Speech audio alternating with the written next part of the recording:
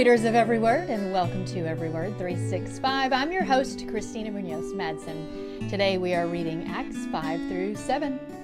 Start a revival in your own life today by either adding something that is sorely missing, like making time to talk to others and pray for them, or subtracting something that is hindering your walk with God, like too much television or too many late night distractions. And that, of course, is from today's daily walk.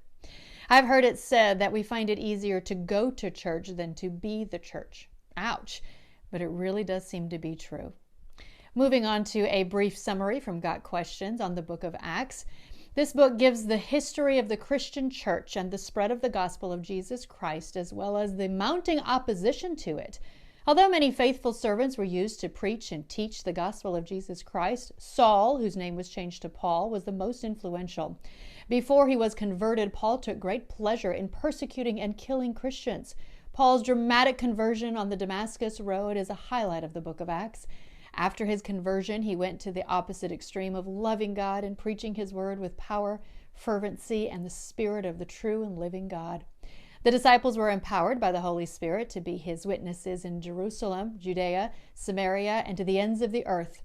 Included in the last section are Paul's 3 missionary journeys, his trials in Jerusalem, and his final journey to Rome. And of course, I'm including a link to that Got Questions article. So what did you think of the story of Ananias and Sapphira and their sudden deaths?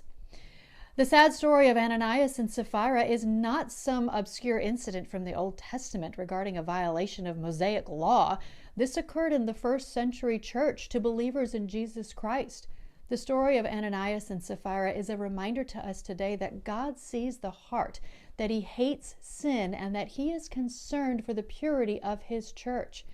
As Jesus told the compromising church in Thyatira, all the churches will know that I am he who searches hearts and minds, and I will repay each of you according to your deeds. That's from Revelation 2:23. So I'm including a link on that. That can be hard to hear and hard to understand, and that's why it is important for you to look over that link if you have time. And then, of course, there's Stephen. What a faithful servant. Stephen was not concerned about his earthly existence, determining instead to stand firmly on the side of Jesus Christ no matter the consequences. Would we all say that we could do the same? And I'm including a link to that article on the life of Stephen from Got Questions as well.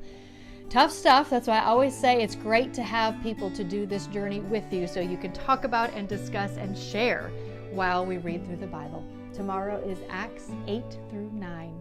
Happy reading.